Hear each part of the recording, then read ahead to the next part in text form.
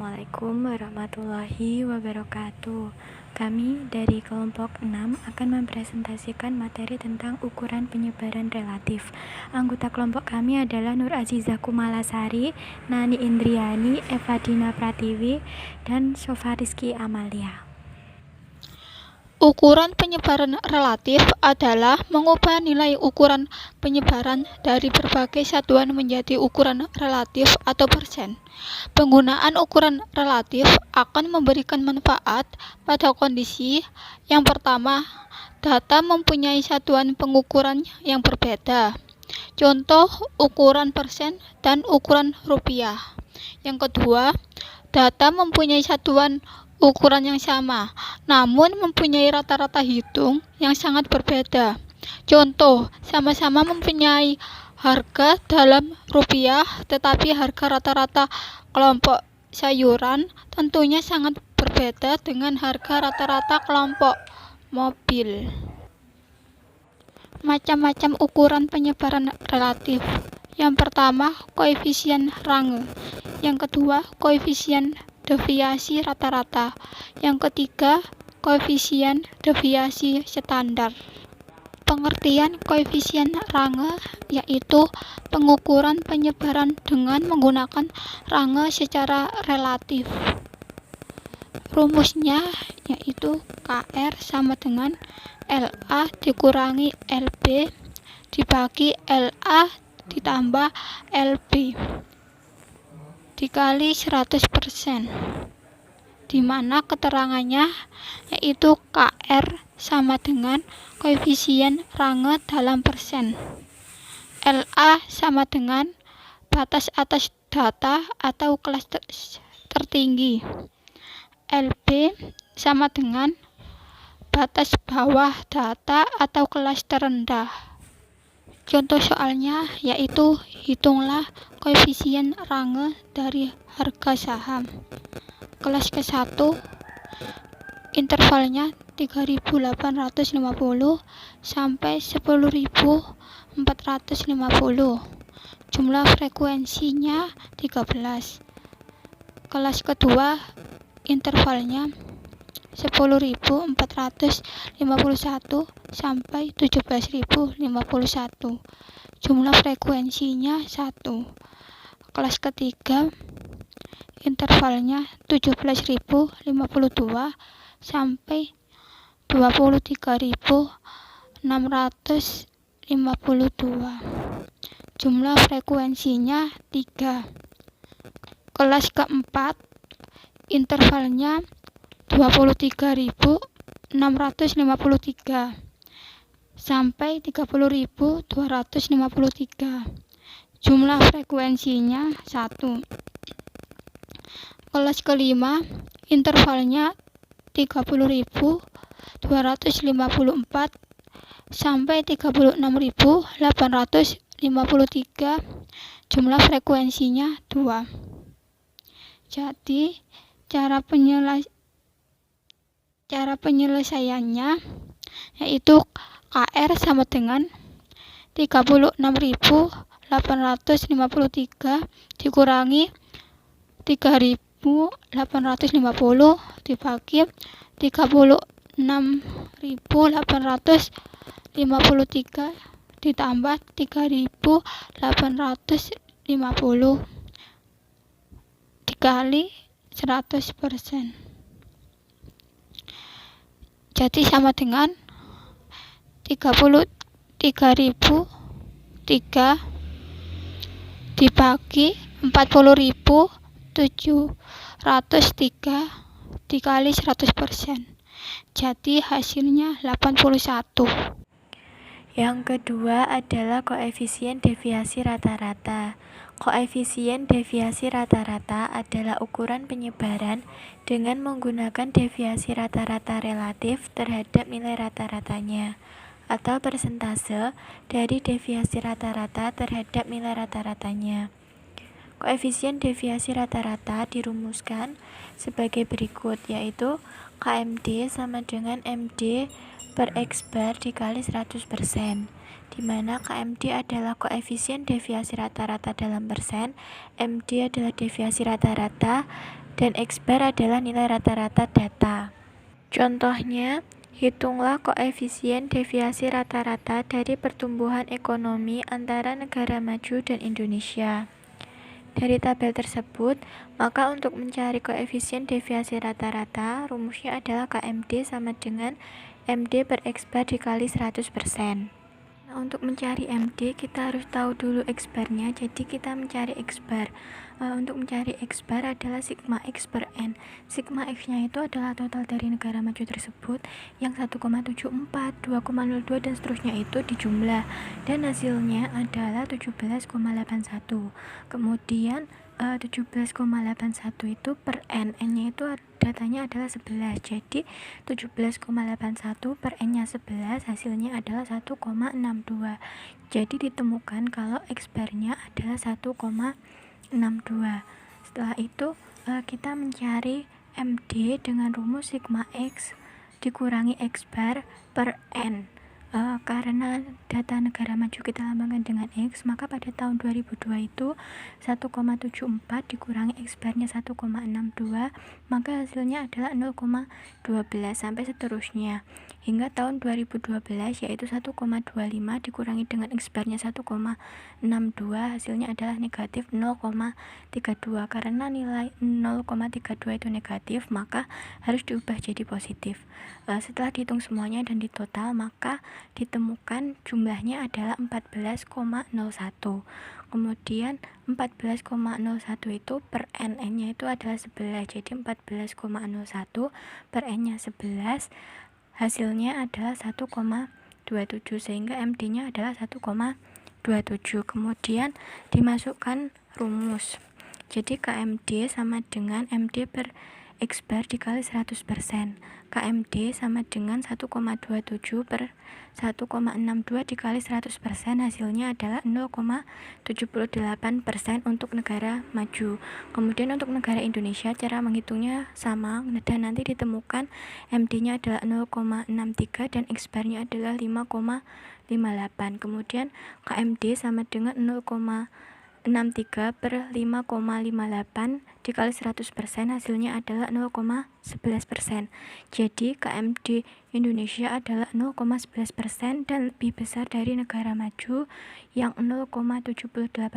Berarti penyebaran pertumbuhan ekonomi Indonesia lebih besar daripada negara maju. Koefisien standar deviasi. Koefisien standar deviasi adalah ukuran penyebaran yang menggunakan standar deviasi relatif terhadap nilai rata-rata yang dinyatakan sebagai persentase.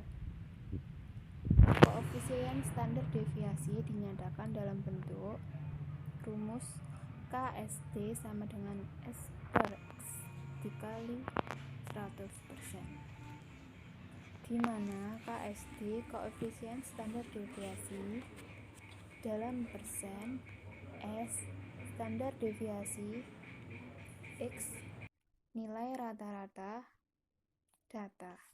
Berdasarkan standar deviasi dan nilai rata-rata, hitunglah koefisien standar deviasi untuk pertumbuhan ekonomi negara maju dan Indonesia dengan menggunakan data sampel tahun ganjil.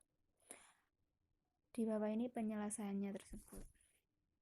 Negara maju, standar deviasi 2,61, nilai rata-rata data 1,124, KSD sama dengan 1,124 per 2,61 dikali 100 sama dengan 2,32%.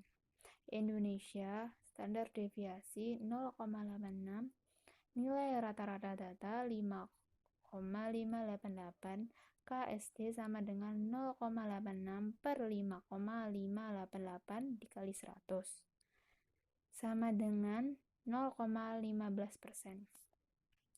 Koefisien standar deviasi untuk Indonesia 0,15%, sedangkan negara maju 2,32%.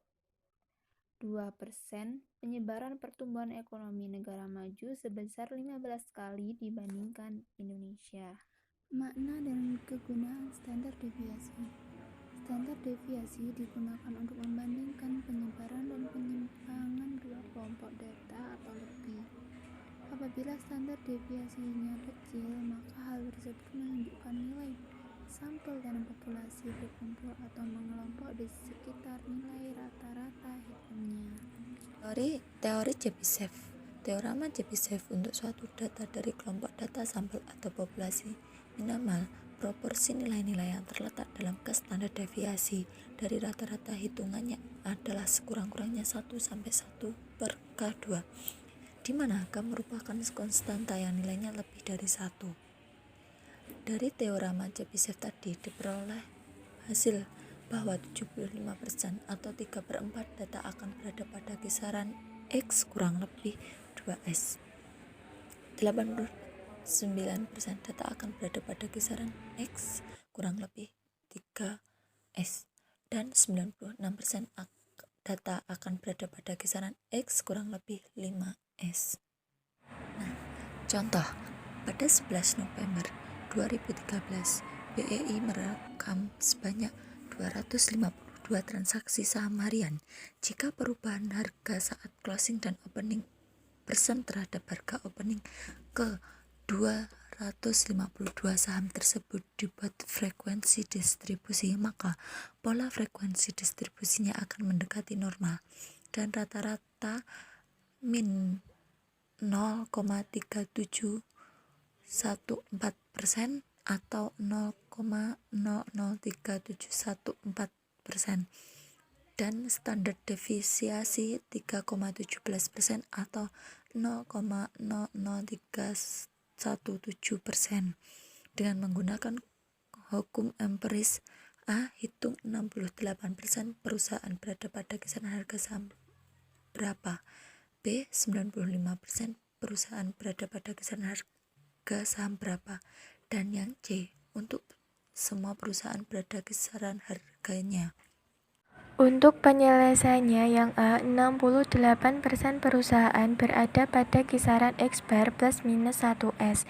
X barnya adalah negatif 0,003714 ditambah dengan 1 dikali dengan standar deviasinya yaitu 0,00317 sama dengan negatif 0,003714 ditambah dengan 0,03117. Hasilnya adalah 0,027986 atau 2,80%.